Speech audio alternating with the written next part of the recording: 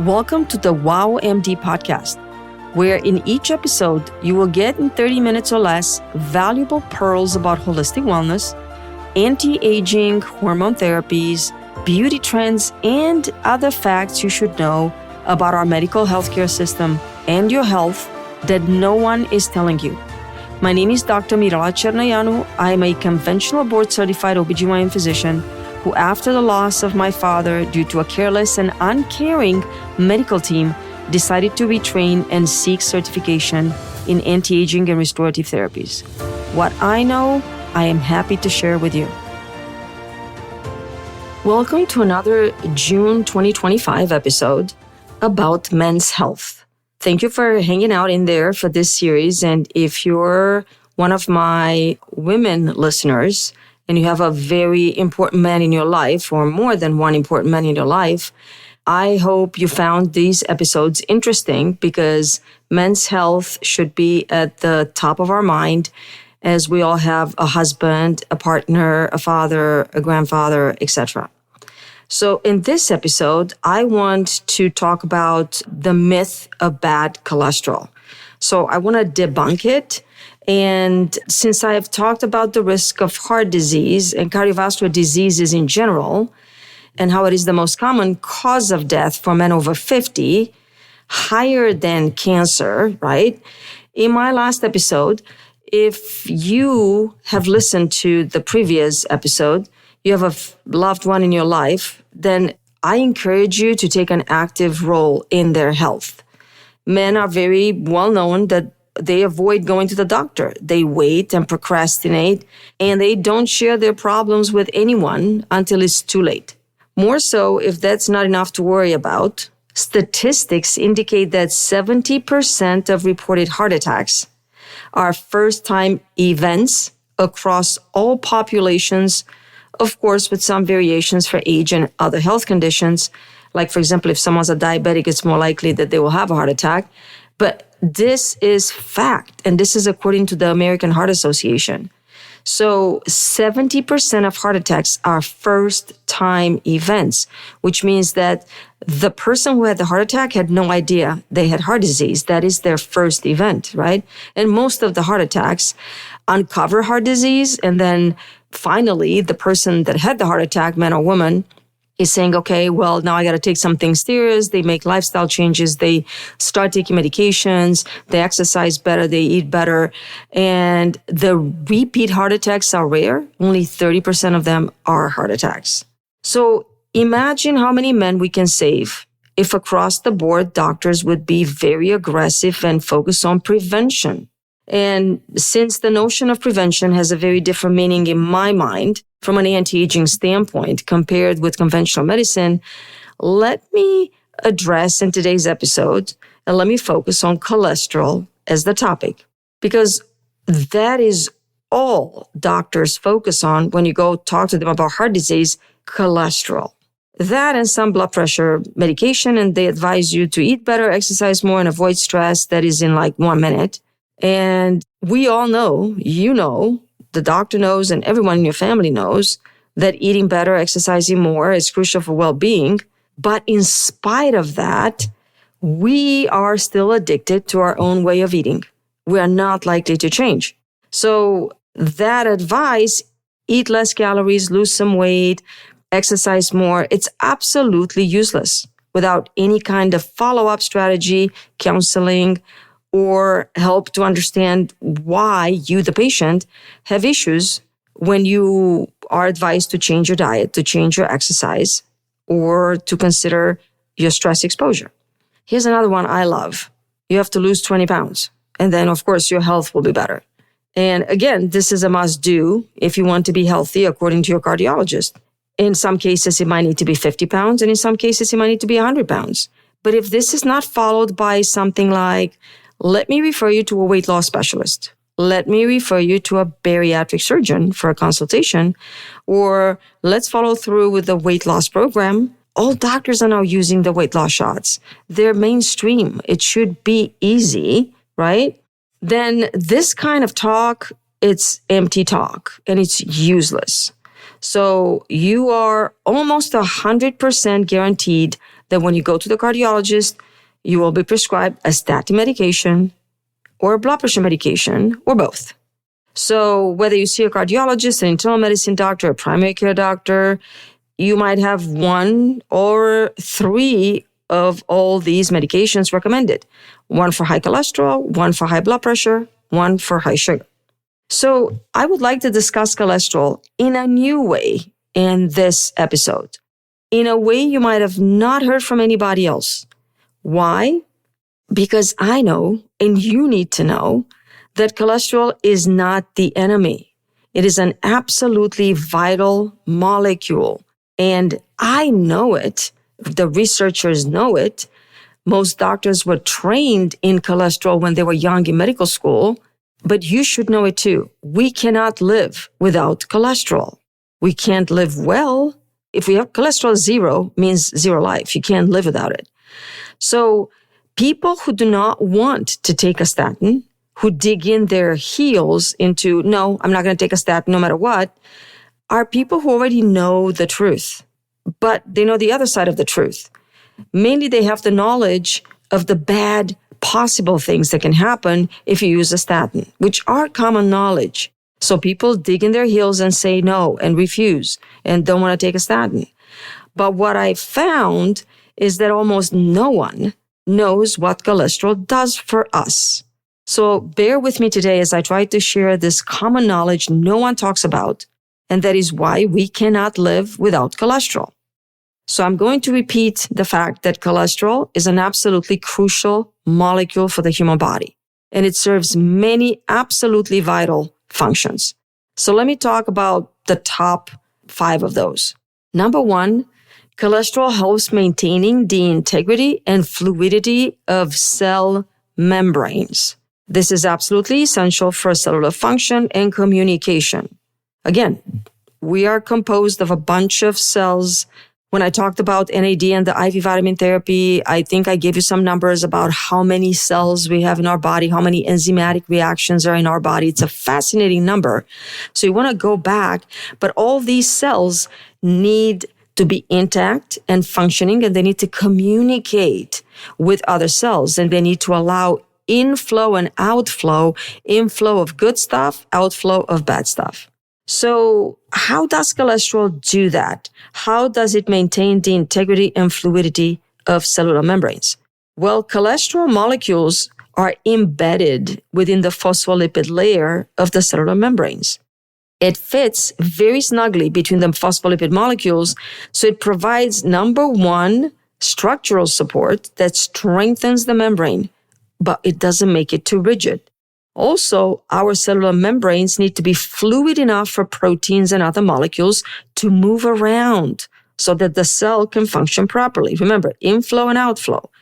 Cholesterol modulates the membrane's fluidity because it prevents it from becoming too fluid at high temperature and too rigid at low temperature, allowing us to survive a wide variety of temperatures. Also, by inserting itself between these phospholipids, which are some special type of fatty acids that our membranes are made of, cholesterol provides a tighter packing of the lipid molecules. This decreases membrane permeability, assuring that the cell is intact. This type of selective barrier is essential to maintain our cellular internal environment and to control the passage of substances. Cholesterol is an important component of something called lipid rafts. Those are very small dynamic microdomains within the membrane. These lipid rafts organize the assembly of signaling molecules, aiding in various cellular processes like signal transduction. So communication between cells needs cholesterol.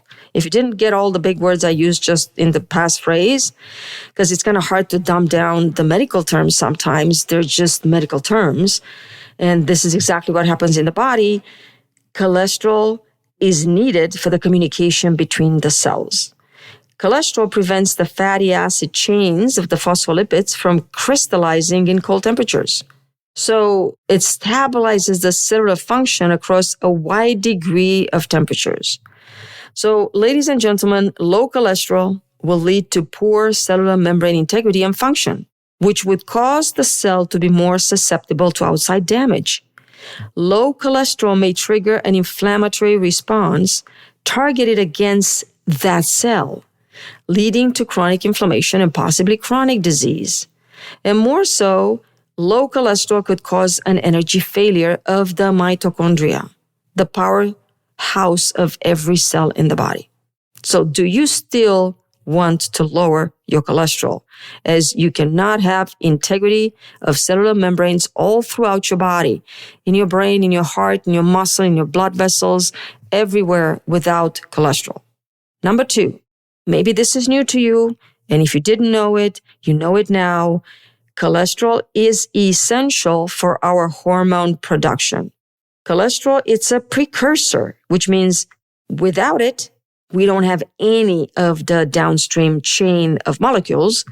It is a precursor for synthesizing the steroid hormones. The steroid hormones are your sex hormones: estrogen, progesterone, testosterone in women, testosterone in men, as well as the adrenal hormones like DHEA, cortisol, and aldosterone. The whole process of making these hormones begins with cholesterol being mobilized to the mitochondria of the cells in the adrenal organs, in the ovaries, and the testes in men. Here, in the mitochondria of these specific organs, the adrenal gland, the ovary in the female, and the testes in the male, it is converted into pregnenolone through the action of an enzyme complex. And then pregnenolone is further processed in different pathways to produce cortisol, aldosterone, and then sex hormones. So cholesterol is a precursor to cortisol, a steroid hormone produced in the adrenal gland. If you didn't know what cortisol is, let me refresh your memory. It is the stress hormone. Cortisol helps regulate your metabolism, reduce inflammation, controls blood sugar levels, and regulates the body's stress response. Again, cortisol is very important for inflammation. It's the most powerful anti-inflammatory hormone that we have. Prednisone, which is what you get as a pack when you go to the ER with an infection or a problem or a severe dermatitis or allergy reaction, that Solumedrol, that prednisone pack, the wide use of this synthetic derivative of cortisol cannot happen without cholesterol in our bodies. Another hormone produced from cholesterol in the adrenal gland is aldosterone. This hormone is very important for maintaining your salt and water balance in the body. And obviously, this will impact blood pressure regulation. So low cholesterol can lead to possibly damage into the system that maintains the blood pressure. Last but not least of all, cholesterol is needed for your body to produce the sex hormones. So let's talk about that for 1 second. Estrogens in women are the sex hormones. Cholesterol is converted into estrogens in the ovaries. Estrogen hormones are vital for reproductive health, to regulate the menstrual cycle, to support a pregnancy, and in general for female sexual health. I talk about the goddess hormone a lot in the first couple of episodes of my podcast. I'll revisit that in the future. But right now, if you want to know more about estrogen, you can go back to my humble and very shy beginnings when I launched the podcast and listen about the benefits of estrogen. No cholesterol, no estrogen. Low cholesterol, your body's going to take the cholesterol and shift it in places that you need to survive. You will no longer make estrogen or testosterone in the right amounts because you're going to be in survival mode. What about testosterone? Well, in males, right? Cholesterol is the precursor for testosterone synthesis in males, primarily in the testes. We need testosterone in males for crucial male sexual development, for maintenance of muscle mass and bone mass, and in general for male reproductive health. But testosterone, it's also what I call the magic hormone for perimenopause, for women as they go through perimenopause and menopause. And last, progesterone. It's also derived from cholesterol. And if you're a woman, you already know that progesterone is important for regulating the menstrual cycle and supporting pregnancy. It prepares the uterine lining for the potential pregnancy after ovulation. Without progesterone, there's no pregnancy, and has very important benefits for mental and breast health. So now that you know all these 3 crucial sex hormones cannot happen and will not happen optimally without cholesterol, Let's start with the obvious. Statins lower testosterone in men. Okay, if you didn't know that, this is fact. Really? Yes, really. So you already have some risk factors for heart disease, which is why statin is prescribed. Now, on top of that, you have most likely will have to endure low testosterone symptoms as well because of the statin and probably because of the chronic illness that's leading to the heart disease. But it's a double whammy at this point, right? So if you have all the risk factors that require a statin to protect you, you most likely already have low testosterone, probably because of poor diet, not enough exercise, and too much stress. So the same factors that take out your heart health will also take out your testosterone. And again, this is the double whammy that I was talking about. Now, let's come back to the cortisol a little bit. Think about not being able to make enough cortisol. You're going to be like, oh, okay, I can live without cortisol. I heard all kinds of bad things about cortisol. I don't need that. Well, that is your stress hormone. It's not just for stress. It's the adaptation to environment hormone. It's what makes you get up in the morning and go to work. It's what makes you want to provide for your family. Okay? If you don't have enough cortisol, it will impact a lot of things in your body. You simply cannot live without sufficient optimal levels of cortisol. And what is crucial to understand is that the HPA axis, which is hypothalamo-pituitary-adrenal axis, the brain pituitary adrenal / cortisol connection is vital for being healthy and balanced and living your life to the fullest extent of your potential. How does low cortisol manifest? What would you feel? Fatigue, muscle weakness, decreased stamina and endurance to exercise, weight problems, salt cravings, and likely increased inflammation in the body. Because as I said, cortisol is the most powerful anti-inflammatory hormone we have been gifted with. Plus, on top of that, you might have inability to tolerate stress, low blood pressure, dizziness when you get up and change positions, and much more. So, to recap, without doubt, statin therapy and artificial lowering of cholesterol will impact testosterone levels in men and their cortisol response. These are two vital hormones men cannot live without, or at least not live at their full potential. What do we need cholesterol for? Number 3. So number 1 was cellular integrity of the cellular membranes. Number 2 was our hormones. And number 3, we need it for vitamin D. I don't know if you knew that, but cholesterol, it's a precursor for vitamin D, which means without optimal cholesterol, you are going to be vitamin D deficient. Cholesterol is converted into vitamin D when the skin is exposed to sunlight. So cholesterol indirectly plays a critical role in bone health and immune function, also by influencing vitamin D as well as through other mechanisms. So guess what? Maybe lowering cholesterol artificially through statins can possibly impact bone health and immune function in a negative way. More to come on the side effects of the statins later. Right now, I'm just talking about cholesterol vital functions and pointing out that cholesterol is doing so many things that we cannot live without. Number 4, bile acids formation. I don't know if you know what bile acids are, but they're made into the liver, drained into the gallbladder. So we need cholesterol to produce bile acids. Again, the bile acids are essential to digest and absorb the dietary fats later into the small intestine.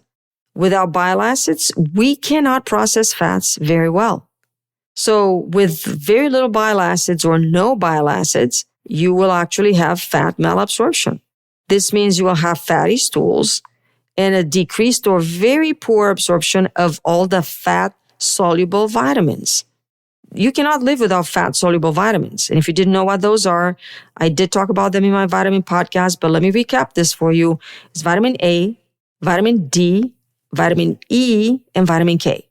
So while you are on statin therapy, consider that you might need digestive aids as well as dietary modifications to avoid the issues I just mentioned if your cholesterol is lowered to a dangerous point, like below 140. I'll talk more about that in a minute.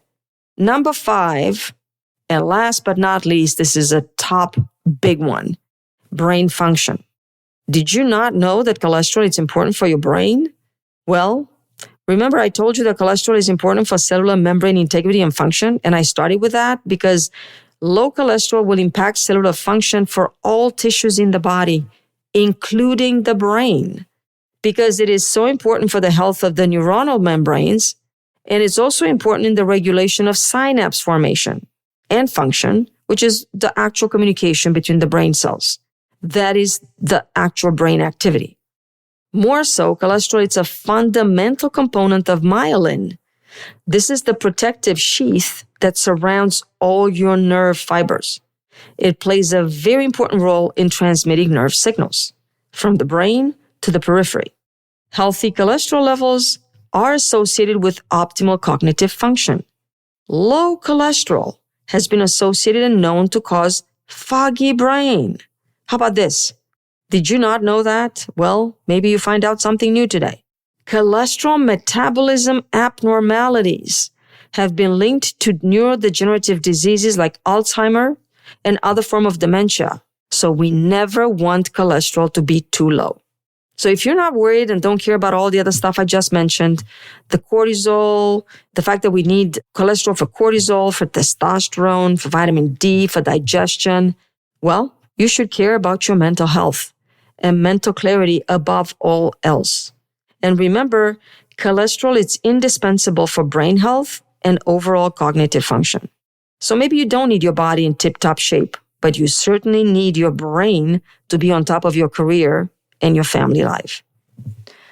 There is more to say, but while cholesterol is essential for all these key bodily functions, it's important to maintain a healthy balance because we want to prevent adverse health effects if your cholesterol is too high, right? Particularly on cardiovascular health. Why? Because cholesterol is so important. It doesn't necessarily mean it is okay to have a very high level either. So we gotta have a balanced normal cholesterol level. What is that? Probably somewhere between 160 and 240. And again, these are Dr. C's numbers, right? If you ask a cardiologist, he's going to tell you ideally it's below 160, but that's way too low. And some people cut off and draw a line at 200. There's plenty of healthy, optimally functioning, no problem, healthy adults with cholesterol that are 220 to 250, and they have no other issues. So I don't think 240 is too high. All right. But that's my own personal opinion. Don't quote me. I'm not a textbook. Now, let's talk about inflamed cholesterol. This is also known as oxidized cholesterol. This is a bad cholesterol to have. Maybe cardiologists and researchers that are coming up with all these pipeline drugs like statins and Repatha and all these other things, they're focusing on the wrong thing. Maybe the doctors are literally trying to kill a fly on the wall with a hammer instead of simply using a fly swatter when we recommend and prescribe a statin. Maybe our focus should be on inflamed oxidized cholesterol, not the entire cholesterol molecule. So let's talk about what are the top factors that might increase your oxidized cholesterol levels. Well, let me number them up for you. Number one, it's a poor diet. So if you thought you could get away with eating out and processed foods and stuff that comes in a bag, in a box, in a can, or protein bars and all kinds of things because it's easy and they're healthy, no. Processed foods, fried foods, high temperature baking, eating excess red meat and dairy, they have a very high saturated fat content and they're not good. Physical inactivity, that's number two. That equals poor circulation, which leads to increased oxidative stress. Number three, chronic stress. Stress kills. Please listen to my episode, 10 Ways Stress Kills Us Slowly, because it's very important. Take it seriously. Chronic stress increases production of free radicals, which can oxidize your cholesterol. Number four, and this is a big one, alcohol consumption. Number five, pollution and environmental toxins, including smoking and vaping. Again, we're surrounded by a bunch of toxins. Everywhere we go, everything we touch, everywhere we breathe, we get some. This is what we did to our world today. Number six, inflammation in the body that's due to immune system dysfunction. and to autoimmune disease can contribute to oxidation of cholesterol. So every time you have inflammation, you achy, something hurts, you feel foggy for no reason, and you have autoimmune disease, believe you me, you probably have some oxidation of your cholesterol. And number 7, this is important, poor intake of antioxidants. So you don't focus enough on the good stuff. And that is basically your fruits and vegetables. And if you have not enough of those in your diet, you will increase risk of oxidation of cholesterol. What if you went to the cardiology specialist and instead of simply ordering a lab test, looking at the cholesterol, sending you home in less than 10 minutes with a statin prescription and probably a blood pressure medication, what if instead your doctor would actually talk to you and spend time asking you, what do you eat? How much? What is the composition of your meal? Show me some pictures of what you eat and your portions. When do you exercise? What kind of exercise? And how many minutes? What kind of stress are you under? What toxins might you be exposed to in your environment? How about your doctor might actually counsel you on improving all these factors instead of simply prescribing a medication that can have so profound implications for your wellness and for your optimal hormone balance? Well, that would mean your doctor will have to practice holistic medicine and functional medicine principles that will likely require a few visits of at least 45 minutes each to get to the bottom of the problem that is actually creating and increasing your heart risk. And that, my dear listener, is not how your cardiology specialist practices medicine. Not because he or she does not know this information or because there is not the willpower to do it, but because there is no time. It is easy to write a prescription and move on to the next customer in line than it is to actually listen and counsel someone on their lifestyle.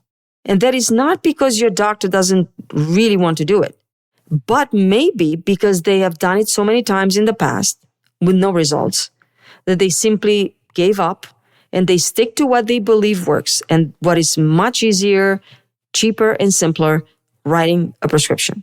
Think about this for a second. A report published in the American Journal of Preventive Medicine suggested that less than 10% of people maintain comprehensive lifestyle changes, including diet and exercise, for an extended period of time without a structured program in place, without someone to hold you responsible, to follow up on it, etc. That is less than 10% make a lifestyle change that is long-term lasting. So, of course, doctors don't want to waste their time. We are very efficient, mostly type A individuals. Very few of us are very laid back. So there you have it. There's multiple reasons why that's not happening at the cardiology office. Now, here's another statistic for you. According to the CDC, only 27% of adults in the United States meet the overall physical activity guidelines. That means over 2/3 of us are not. Well, if you're listening to my podcast, you probably are, but this goes for the other people that are around us. And maybe that's why we need to spread the word and encourage them to exercise. So if managing cholesterol and heart disease would be easy, everyone would live longer and fuller lives.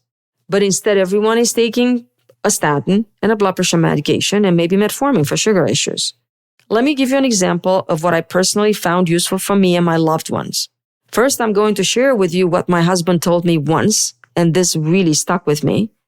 We started dating 20 years ago. He was already taking statins, and he was in his 40s. He continued to take statins for over 15 years, I believe, and that is because his father suffered severe heart issues and required bypass surgeries, passing away in his 70s after a prolonged suffering, restricted life. And he did not want to follow in his footsteps. So one day I asked him, why don't you eat healthier so you don't need the statin medication? He said, what does that mean, eating healthier? So I said, remember, we were still dating, we were early married, and we actually had 2 homes, and I wasn't really big on what I'm doing right now, which I'll tell you in a minute. So I told him, I said, avoid pizza, nachos, and you eat more salads and fresh cooked meals. Well, of course, I would never forget what he said. I love pizza. I don't want to give it up. I would rather take the statin than not be able to eat my pizza. End of story. Well, eventually he listened to me and had a calcium score. And when We found out that his calcium score was 0 and he had no plaque in his heart. Even his cardiologist told him what I said many years before, to get off the statin.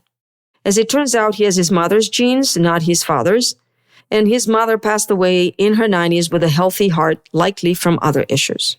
But he still likes pizza, and he would order pizza anytime I'm on call and not home to cook fresh food, or anytime I come home and I'm too tired to cook. So guess what? I signed up for a food service that delivers fresh ingredients, and I always cook a meal from scratch for dinner, even when I'm tired and not in the mood. I would rather take 30 minutes and cook dinner while we both hang out and talk about the day's adventures and then eat together a fresh meal, then order something which for him means, oh, let's get pizza. Well, I love pizza myself, but I'm acutely aware that it is an extremely caloric-dense food because of the crust, the cheese, and the meats on top of it. Also, pizza has a high sodium content. The sauce and the topping meats are really high in sodium. That is not good for my husband's blood pressure. He has an issue with his blood pressure. I love pizza, but I hate that it's served in such large portions. And it is so easy to overeat. It tastes too damn good to put it down after one slice. You have plenty of slices around, right? It takes supernatural willpower to eat one slice. And I'll be honest with you, I don't have supernatural willpower. I just don't. So I eat 2 slices, maybe 3. That's an average of 300 to 400 calories. That means 1,000 to 1,200, maybe 1,500 calories in one meal. On top of that, it lacks all the nourishing antioxidant vegetables that you need. None of the vegetables that make it on the pizza, tomatoes, onions, bell peppers, mushrooms, maybe olives, they're super cooked at high temperature. Whatever antioxidant capacity they had, it's long gone. And on top of that, my husband doesn't like vegetarian pizzas. Maybe he does eat cheese pizza, but he likes the meat lover's pizza. So same thing goes for hamburgers. High caloric dense food packed with saturated fats from the meat and the cheese. Lots of ingredients that are artificial, like the flavor enhancing ketchup and mustard and aioli, with an overall calorie count of way above 1,000 calories because no one eats a burger without fries, right? Well, enough about pizza and burgers. Hopefully I didn't make you hungry. But these are one of the 2 bad foods for our heart and especially for inflamed cholesterol. I hope I carried my point across. We love food. We don't want to change.